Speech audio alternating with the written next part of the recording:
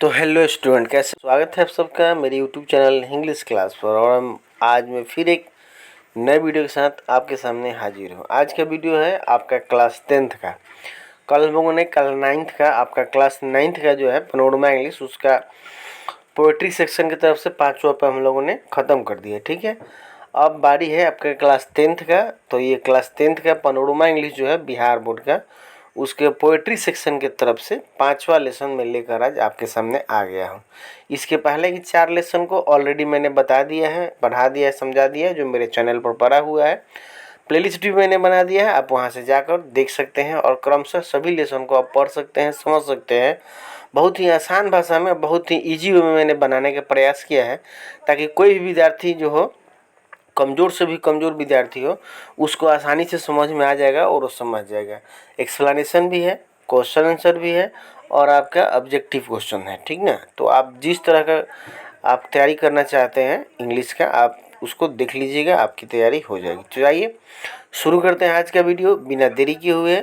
इससे पहले कि अगर आप मेरे चैनल पर पहली बार जुड़े हैं और देख रहे हैं तो मेरे चैनल को सब्सक्राइब कीजिएगा, लाइक कीजिएगा, अपने दोस्तों को शेयर कीजिएगा, पढ़ने वाले विद्यार्थियों को, जिसको इससे उसका लाभ मिल सके। ठीक है, तो आइए देखते हैं आज का ये एक्सप्लेनेशन। आपका जो 5वां यह पोएम है जिसका नाम है द एम्प्टी हार्ट। एम्प्टी मतलब आपको पता है, एम्प्टी का मतलब होता है खाली और हार्ट मतलब दिल, यानी कि खाली दिल। इस सेंस में यह पोएम का टाइटल है द एम्प्टी हार्ट। इसके लेखक है पेरी आसामी। ये थूरन ही लिखा हुआ, हम लोग इसको थूरन पढ़ेंगे अपने इंडियन भाषा, जो इंडियन इंग्लिश होता है उसके हिसाब से। तो पेरी आसामी थूरन इनका नाम है। ठीक है, राइटर इसके जो इसके कवि हैं वो। तो पहले हम लोग कवि साहब के बारे में जान लेते हैं, उसके बाद हम लोग पोएम को देखेंगे। ठीक है, तो देखिए आपका लिखा गया है पेरी आसामी थूरन, या इनको आप कह सकते हैं पेरी सामी थूरन। ठीक है, दोनों कह सकते हैं। जिनका डेट ऑफ बर्थ 1908 से लेकर 1987 डेट ऑफ डेथ है। ए डिस्टिंग्विश्ड तमिल राइटर, यह कौन से राइटर है? तो तमिल राइटर है। आपको देखिएगा बहुत सारे आपने लेसन पढ़ा है, उसके अलग अलग भाषा के राइटर, जैसे 9th क्लास का मैंने कल ही परसों लेसन जो पढ़ाया था, उस वो जो लेखक थे वो मराठी भाषा के थे। ठीक है, आप और 10th क्लास में एक लेसन आपने पढ़ा होगा पॉलीथीन बैग, जिसके लेखक दुर्गा प्रसाद पांडा है, जो उड़िया पोएट है। ठीक, तो ये याद रखने वाली बात है कि पेरियासामी थूरन जो है वो कौन से भाषा के जो है वो कवि हैं, तो तमिल राइटर। ठीक है, नेक्स्ट देखते हैं। First made his name as the writer of short stories and poem. कह रहा है कि फर्स्ट सबसे पहले मेड हिज नेम, उनका नाम जो आता है जो राइटर के रूप में of short story and poem, मतलब पोएम और शॉर्ट स्टोरी के मतलब कि ये पोएम के साथ साथ शॉर्ट स्टोरी भी लिखे हैं, लिखते हैं। However he is the best remembered today, फिर भी ये आज जो बहुत अच्छे रूप से मना याद किए जाते हैं, जाने जाते हैं as a editor of the famous 10 volume general encyclopaedia in Tamil, जिसका नाम है कलाई काजहंजियाम। ये आपका एक इंसाइक्लोपीडिया बुक होता है जिसमें ऑल इन वन होता है। आप कह सकते हैं कि सब में हर चीज़ की जानकारी होती है, एक इंसाइक्लोपीडिया बुक होता है, जिसके एडिटर के रूप में यह बहुत अच्छे से जाने जाते हैं। और 10 वॉल्यूम, 10 वॉल्यूम मतलब कि आप कह सकते हैं पार्ट 1, पार्ट 2, पार्ट 3, या first edition, second edition, fourth edition, ऐसे करके 10 वॉल्यूम इंसाइक्लोपीडिया जो तमिल में लिखा गया, जिसका नाम आपका ये क्लाई और काजहंजियम है, इसके लिए भी यह जाने जाते हैं इसके एडिटर के रूप में। लेटर बाद में ही ऑल्सो एक आपका कंप्लाइड, ठीक है, compiled he also compiled and edited an encyclopaedia in Tamil for children. इन्होंने बाद में संकलित किया, एडिटेड किया उसी इंसाइक्लोपीडिया बुक को बच्चों के लिए, स्पेशली इन तमिल भाषा में बच्चों के लिए। ठीक है, इंसाइक्लोपीडिया एक बुक है जिसमें आपका सभी सब्जेक्ट का समावेश होता है, इंक्लूडेड उसमें होता है, तो बच्चों के लिए भी इन्होंने लिखा। ए मास्टर ऑफ स्टाइल, मतलब ये स्टाइल के, अपने लिखने के स्टाइल के मास्टर के रूप में। थूरन हैंडल सक्सेसफुली, बहुत चीज़ों को मतलब अपने लिखने के स्टाइल के लिए मास्टर जाने जाते हैं और बहुत अच्छे ढंग से उसको हैंडल करते हैं। The prose poem and sonnet, चाहे वह प्रोज हो, पोएम हो या सोनेट हो, मतलब कहानी हो चाहे कविता हो या आपका कविता का प्रकार एक सोनेट होता है वो हो।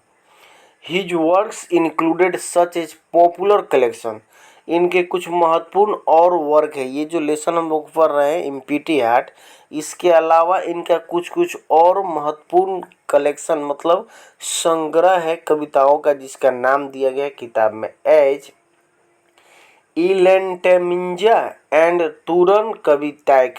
जैसे एक यह नाम दिया गया यह और यह, जो कविता का संग्रह है, कविताओं का संग्रह है, मतलब तमिल भाषा में, इसलिए थोड़ा सा अटपटा नाम दिया गया है, आप कंफ्यूज ना होइएगा। यह एक नाम दिया गया है टेंगेकेंगली, यह आपका जो बुक है वो शॉर्ट स्टोरी का किताब है। एंड पुविन सिरिपू, यह एक एसे का कलेक्शन है इनका, ठीक ना, निबंध का कलेक्शन है। कह रहा है कि among the many awards that came to him, बहुत सारे अवार्ड इनको मिले। तो जो राइटर, जो कभी इतना लिखेगा, ऐसे लिखेगा, सोनेट लिखेगा, पोएम लिखेगा, प्रोज लिखेगा, तो जाहिर सी बात है कि बहुत प्रसिद्ध होगा और बहुत सारे उसको अवार्ड मिलेंगे। तो इसलिए इनके बहुत सारे अवार्ड भी इनको मिले हैं। वे और उस अवार्ड में कौन कौन है, तो द पद्म भूषण अवार्ड है, एंड कालाल मामानी फ्रॉम तमिलनाडु। और ये तो पद्म भूषण मान लीजिए कि नेशनल आपका अवार्ड हो गया, ठीक है। और लेकिन ये जो है तमिल सरकार का वहाँ का यह प्राइज है जो भी इनको मिला है, ठीक ना। तो ये दो आपका इनके अवार्ड का नाम दिया गया है, ऐसे मिला बहुत सारा है। अब थोड़ा सा आगे हम लोग पढ़ लेते हैं इस लेसन के बारे में क्या जानकारी दी है लेखक साहब, वो हम लोग पढ़ते हैं। तो आपका कह रहा है कि द पोम कुराई कुदम, देखिए ये लिखा गया है कुराई कुदम, यानी कि ये तमिल भाषा में लिखा गया है, ठीक है। ये जो पोएम है वो तमिल भाषा में लिखा गया है, जिसका मतलब होता है द एम्प्टी हार्ट, खाली दिल, जिसका हिंदी वर्जन हुआ खाली दिल। लिखे हैं कुराई कुदम, लेकिन इसका मतलब हुआ एम्प्टी हार्ट। हाइलाइट्स दर्शाता है, यह पोएम जो है क्या दर्शाता है, highlights a great human weakness, मनुष्य के एक महान बहुत बड़ा मतलब कि कमजोरी को शो करता है, यह पोएम दिखाता है। और कमजोरी क्या है, तो मैंस इनएस्टिएबल ग्रीड, मनुष्य के मतलब अतृप्त कभी न बुझने वाली लालच, विच अल्टीमेटली डिस्ट्रॉय हिम, जो अंततः उसे मार देता है, उसी चीज़ की चर्चा इस लेसन में है। मतलब हम लोग कहते हैं, सुनते भी हैं, बचपन से सुनते आ रहे हैं कि लालच बुरी बला होता है। इस पोएम में, इस कविता में कवि ने सिद्ध करके दिखाया है, बताया है इस कविता के माध्यम से कि कैसे लालच बुरी बला होता है। इस चीज़ को हम लोग सीखेंगे। और लास्ट लाइन भी कह रहा है कि ये मनुष्य की सबसे बड़ी कमजोरी है और मतलब कभी न बुझने वाली यह लालच जो है, इसका अंत मतलब अल्टीमेटली जो है वह बर्बादी ही होता है, ठीक। तो ये था कवि परिचय पेरिये समीथुरन जी के बारे में। अब चलिए हम लोग देखते हैं, कविता की तरफ चलते हैं और कविता को पढ़ते हैं कि इसमें क्या दिया गया है, ठीक है। कुछ क्वेश्चन है जो आपको बता देता हूँ, आप समझिएगा और इसका आंसर ढूंढते रहिएगा कि क्या होगा। कह रहा है कि what is your opinion about greedy man, आपका एक लालची व्यक्ति के बारे में क्या विचार है, आप अपना राय दीजिएगा कमेंट में। What does he do to satisfy his ambition, वह अपने लक्ष्य को पाने के लिए क्या क्या कर सकता है, किस हद तक जा सकता है। What ultimate result does he have to cross, और अंततः इसका क्या परिणाम होता है, क्या भुगतना पड़ता है, ठीक है, लालच का। तो ये तीन क्वेश्चन लेखक पूछे हैं और इस तीनों का जवाब आपको इस पोम में मिलेगा। तो आइए देखते हैं, शुरू करते हैं पोम को। देखिए पेज नंबर 116 आ गया और आपका द एम्प्टी हार्ट। शुरू करते हैं। द मैन वाज रिच, एक आदमी की बात लेखक लिखे हैं, थुरन साहब लिखे हैं कि द मैन वाज रिच, आदमी धनी था, बट नॉट कंटेंट, कंटेंट का मतलब होता है संतुष्ट और नॉट मतलब नहीं, लेकिन संतुष्ट नहीं था। धनी व्यक्ति जो था लेकिन संतुष्ट नहीं था, अक्सर ऐसा देखा जाता है, माना भी जाता है। बहुत सारे कवियों ने अपनी राय भी दिया है कि ये जरूरी नहीं है कि धनी व्यक्ति जो है वह संतुष्ट हो, बिल्कुल इसमें लिखा है द मैन वाज रिच, आदमी धनी था बट नॉट कंटेंट, लेकिन संतुष्ट नहीं था। Morning, Noon, night he went, सुबह, दोपहर, शाम यानी कि 24 घंटा ही वेंट जाता था। टू विश एल्डिंग ट्री, कहाँ जाता था? तो एक इच्छा पूर्ण करने वाले पेड़ के पास। विश मतलब इच्छा, एल्डिंग मतलब पूरा करना, ट्री मतलब पेड़। तो एक विश एल्डिंग ट्री के पास जाता था। कब कब? मॉर्निंग, नून, नाइट। और क्या करता था? एंड प्रेड, और प्रार्थना करता था। कौन व्यक्ति? जो धनी था लेकिन संतुष्ट नहीं था। प्रार्थना करता था किससे? तो विश एल्डिंग ट्री से। क्या कहता था प्रार्थना के रूप में? ओ कल्पक, मतलब उस वृक्ष को कल्पक कहकर कहता था, संबोधित करता था। तो यह कल्पक किसके लिए प्रयोग हुआ है? तो विश एल्डिंग ट्री के लिए। तो कहता था प्रार्थना के रूप में, ओ कल्पक, आई सिक योर एड, मुझे जरूरत है। सिक मतलब जरूरत पड़ना, कमी मतलब महसूस होना, जरूरत पड़ना। योर एड मतलब हेल्प, मुझे तुम्हारी हेल्प की जरूरत है। कौन कहता था? तो धनी व्यक्ति। किससे? उस पेड़ से। मुझे तुम्हारी हेल्प की जरूरत है। All I want is a pot of gold, और ज़रूरत के रूप में मुझे क्या चाहिए? आपसे मुझे क्या चाहिए? तो बस मुझे जो चाहिए एक सोने का बर्तन चाहिए। All I want is a pot of gold, सोने का एक बर्तन की इच्छा है, मेरी इच्छा में रखता हूँ। हिज प्रेयर, और जो आदमी बार बार जाकर कहेगा उसी सेल्डिंग ट्री से, पेड़ का ही नाम है इच्छा पूर्ण पेड़।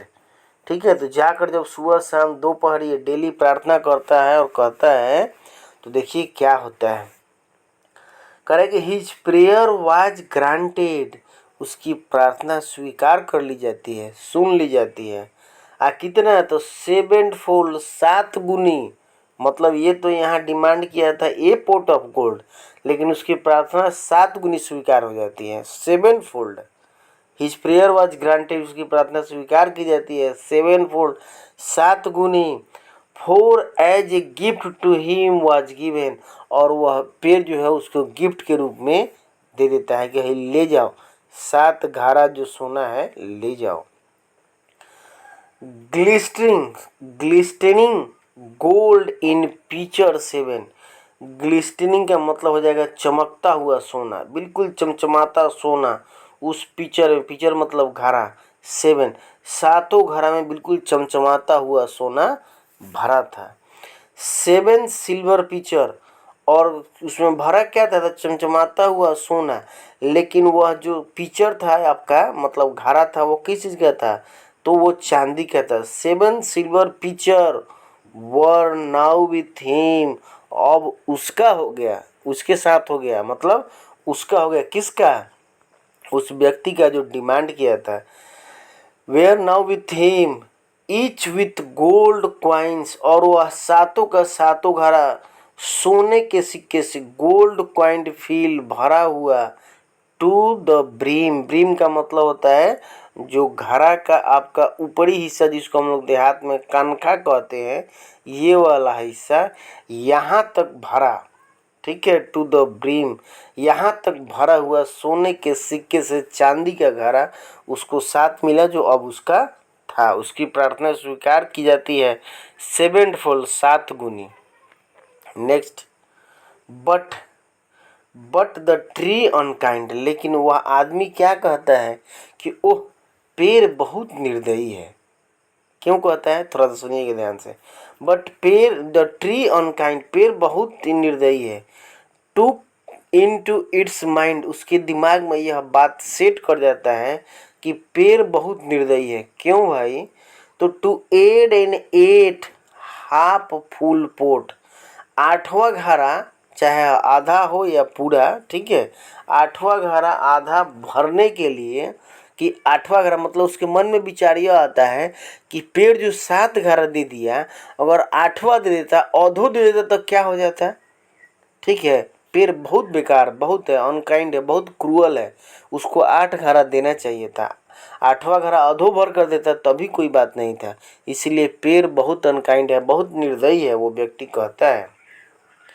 To add at an 8 and half full pot की 8 हाफ भी दे देता तभी कोई बात नहीं था, क्यों नहीं दिया, इसलिए बहुत वह निर्दयी है। नेक्स्ट पेज पर अब देखिए वो क्या करता है, क्या सोचता है। To feel this quick was his thought. अब उसके मन में आता है कि 8वां घड़ा को हम भरेंगे, मतलब 8वां घड़ा अब अपने से हम किसी तरह तैयार करेंगे। ठीक है, 7 मिल गया लेकिन हमको 8 चाहिए, 8 पूरा करना है। तो टू फील दिस क्विक, इसको तेजी से भरना, वाज हिज थॉट, उसका मन बना लेता है, विचार बना लेता है। The 7 full vessel he clean forget, और वह 7 जो फूल भरा हुआ बर्तन था, वेसल मतलब बर्तन, इसके पहले पिक्चर लिखा था, इसमें वेसल लिखा यानी कि बर्तन।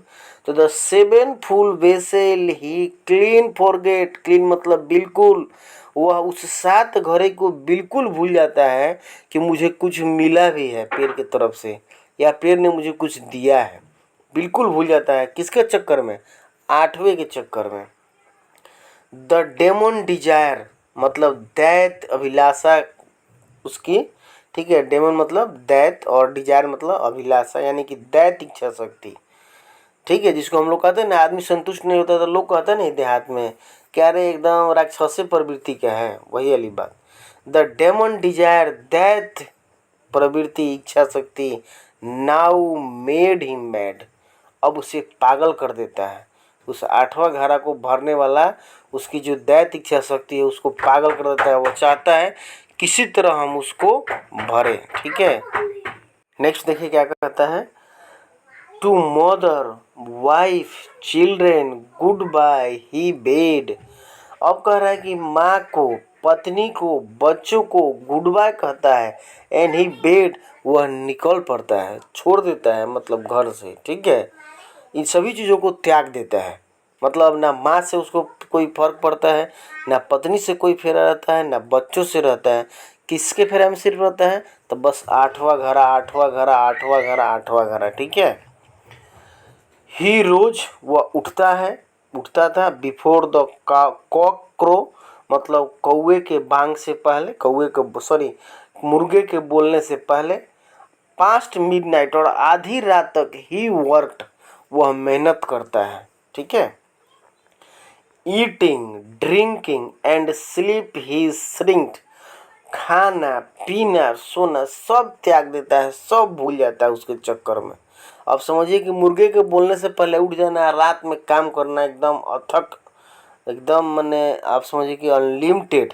ठीक ना, तो क्या होगा, यह सब कुछ खाना पीना सोना भूल जाता है बिल्कुल। देखिए क्या होता है। ही रेक्ट हिज हेल्थ, अब उसका स्वास्थ्य जो है धीरे धीरे, ही रेक्ट हिज हेल्थ, ही रेक्ट आपका हिज हेल्थ, स्वास्थ्य खराब कर लेता है। His conscious sold, conscious, conscious मतलब कि चेतना, और अपनी चेतना को बेच देता है।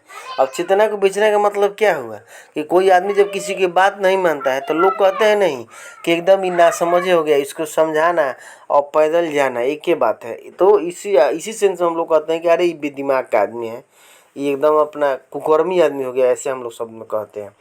तो हिज कॉन्शियस सोल्ड, अपनी चेतना को बेच दिया, स्वास्थ्य खराब होने लगा। ऑल ट्राई कर रहा कि and tried all trick to gather gold, और उन सभी ट्रिक को अपनाता है टू गेदर गोल्ड, उस सोने को इकट्ठा करने के लिए। ऑल ट्रिक देखिए लिख दिया गया इसमें, लेखक ने लिखा ऑल ट्रिक का मतलब कोई उपाय हो, किसी से छीन लिए, किसी को लूट लिए, किसी को मार दिए, किसी का चुरा लिए, इस उस सब कुछ इसमें आ जाएगा। उस 8वें गोल्ड को आपके मतलब बर्तन को भरने के लिए वो हर ट्रिक को अप्लाई किया।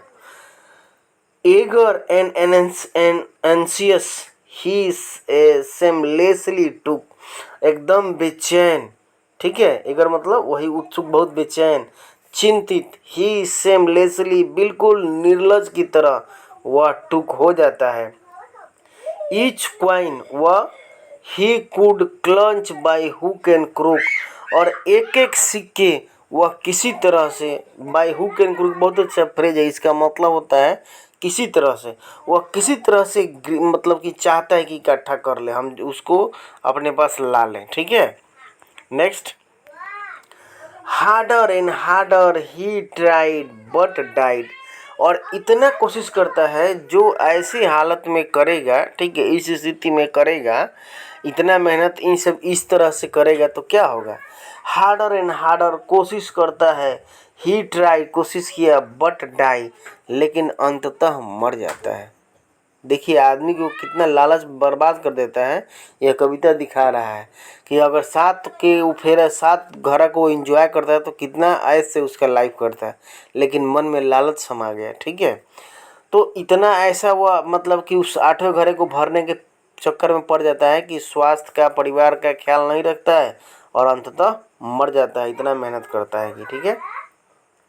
Harder and harder, but he died before he could quite fill the pot. उस बर्तन को भरने से, 8वें घड़े को भरने से पहले ही जय हिंद जय भारत हो जाता है उसका। तब लेखक लिखे हैं ग्रीड ई एंड इंडलेस। यहाँ इसका मतलब हुआ कि ग्रीड जो है वह अनंत है, मतलब लालच की कोई सीमा नहीं है। बट लाइफ इज नॉट, लेकिन जीवन अनंत नहीं है। जीवन आपके लिए, आपको निश्चित मिला है, सर्टेन टाइम के लिए मिला है। वह अगर उसमें आप जीवन को एंजॉय नहीं करते हैं तो आप यहाँ से चले जाएंगे बस चिल्लाते रोते गाते, ठीक है।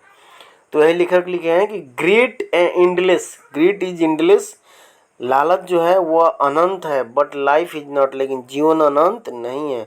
इसलिए भैया, बबुआ, दादा, काका सुनिए, nothing is wrong with the half filled purse. इस लाइन का मतलब हुआ कि कोई बुराई नहीं है with the half filled purse, आधा भरा हुआ पर्स। मतलब इसका सेंस यह हुआ कि आपके पास जितना है उसमें कोई बुराई नहीं है, उसमें आप खुश रहने का, हैप्पी रहने का, एंजॉय करने का आप प्रयास कीजिए, उसी को एंजॉय कीजिए। हाँ, बेहतर करने का प्रयास कीजिए सिस्टमेटिक ढंग से, अच्छे ढंग से, लेकिन जिसमें है उसमें खुश रहिए। दूसरे को देखकर छाती मत पीटिए, ठीक है, कि हमको ये क्यों नहीं मिला, हमारे पास ये क्यों नहीं है। तभी आप जीवन को एंजॉय कर पाएंगे, ठीक है। तो लेखक कहने का मतलब nothing is wrong with the half filled purse, आधा भरा हुआ पर्स से कोई फर्क नहीं पड़ता, मतलब जितने पास आपके पास है उतना ही से खुश रहिए। And it is the void in the heart that is the curse. लेकिन अगर ऐसी मन में आपकी वो आती है, ठीक है, that heart is the curse, तो समझिए कि वह आपके लिए, दिलो दिमाग के लिए क्या है, आपके लिए तो एक मतलब कर्स है, अभिशाप है। कैसे मर गया, अभिशाप ही हुआ उसके लिए, लालच जो है। तो it is the word in the heart, अब मन को अपने समझाइए, कहिए कि heart that it is the curse, लालच जो है वो क्या है, एक अभिशाप है जो आपको अंत कर सकता है, आपका खात्मा कर सकता है, ठीक है।